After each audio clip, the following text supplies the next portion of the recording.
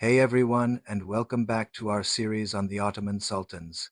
Today we're tackling one of the most controversial and complex figures in the empire's final decades, Sultan Abdulhamid II. His reign is a story of contradictions. He was called the Red Sultan by his enemies for his ruthlessness, yet hailed as the Great Khan by his supporters for his efforts to unify the Muslim world. He was an autocrat who suspended the constitution, but also a modernizer who dramatically expanded education and infrastructure. So, who was the real Abdulhamid? Let's dive in. Abdulhamid ascended to the throne in 1876, a time of immense crisis for the Ottoman Empire. The state was nearly bankrupt, nationalist movements were tearing apart the Balkans, and the great powers of Europe were circling like vultures, ready to carve up the sick man of Europe. The empire had just adopted its first constitution, a huge step towards a constitutional monarchy. Abdulhamid initially seemed to embrace this new era. However, just 2 years later, using a disastrous war with Russia as his justification, he suspended the parliament and the constitution, effectively beginning a 30-year period of absolute personal rule from his palace Yields, which he rarely left. Abdulhamid governed with an iron fist. He believed that the only way to save the empire from internal and external threats was through centralized control. To achieve this, he developed one of the most extensive and sophisticated intelligence networks of the 19th century.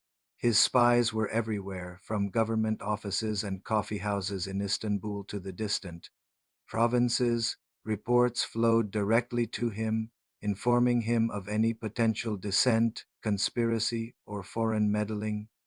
This system, known as the journal system, created a climate of fear and paranoia. No one felt safe from the Sultan's eyes and ears.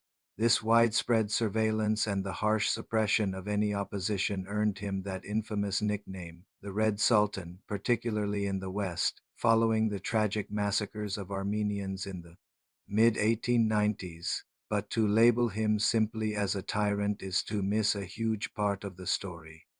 While he dismantled political freedoms, Abdulhamid was obsessed with modernizing the state's infrastructure and institutions, but on his own terms. He believed that adopting Western technology and administrative methods was crucial for survival, without necessarily adopting Western political ideals. His reign saw an unprecedented boom in education.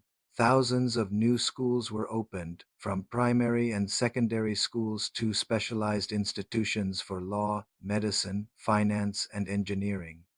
He understood that to run a modern state, you needed a class of educated bureaucrats, officers, and technicians.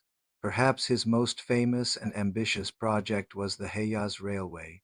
This wasn't just a feat of engineering. It was a powerful political and religious statement. The railway was designed to connect Damascus with the holy cities of Mecca and Medina. Its purpose was twofold.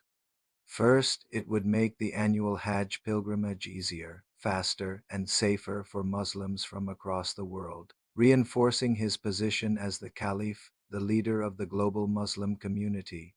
Second, it had a clear strategic military purpose. It allowed the Ottoman government to quickly move troops and supplies to the Arabian Peninsula, asserting control over a region that was often rebellious and vulnerable to foreign influence, particularly from the British in Egypt. The project was funded by donations from Muslims worldwide, making it a powerful symbol of pan-Islamic unity under his leadership.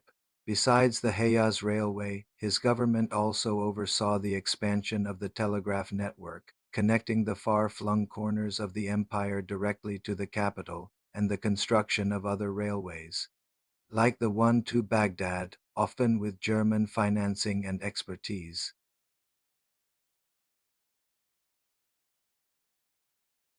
Realizing he couldn't compete with Europe militarily, Abdulhamid leveraged his role as caliph.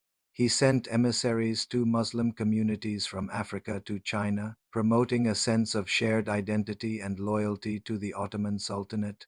This was a clever diplomatic tool.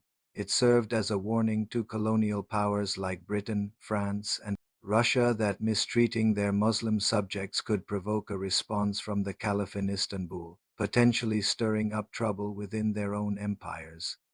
He skillfully positioned himself as the protector of Muslims everywhere, a strategy that earned him immense respect throughout the Islamic world. However, there was a deep irony in Abdulhamid's policies. The very schools he built to create a loyal, modern bureaucracy became breeding grounds for the opposition that would eventually overthrow him. The new generation of educated officers and officials were exposed to Western liberal ideas of freedom, constitutionalism, and nationalism. They saw the Sultan's autocratic rule, his spy network, and the censorship as obstacles to the empire's progress.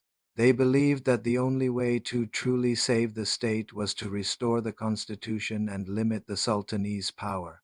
This opposition coalesced into a secret society known as the Committee of Union and Progress, more famously known as the Young Turks, composed of military officers, students, and exiled intellectuals. The Young Turks organized from within the army and from cities like Paris and Geneva.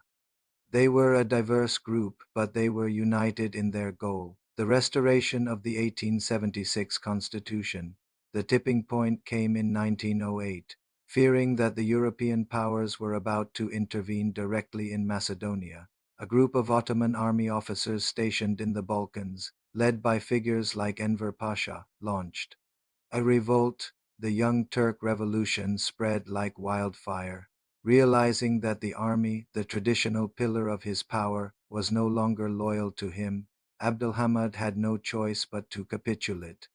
On July 24, 1908, he announced the restoration of the Constitution, ending his 30 years of absolute rule. The announcement was met with scenes of incredible public joy. Turks, Greeks, Armenians, and Jews celebrated together in the streets, believing a new era of liberty and brotherhood had dawned. But Abdulhamid's story wasn't quite over. The following year, in 1909, a counter-coup was attempted by conservative elements in Istanbul who wanted to restore the Sultan's absolute power. The Young Turks, however, swiftly crushed the rebellion. Blaming Abdulhamid for instigating the plot, they made a final decisive move. The parliament voted to depose him. Abdulhamid II, the last Ottoman Sultan to wield absolute power, was sent into exile in Thessaloniki. He would spend his final years under house arrest, dying in 1918, just as the empire he had fought so hard to preserve was collapsing around him. So, how do we remember Abdulhamid II? He was a ruler of profound contradictions. A reactionary who suppressed liberty but also a visionary modernizer who laid the foundations of modern Turkey's infrastructure and education system.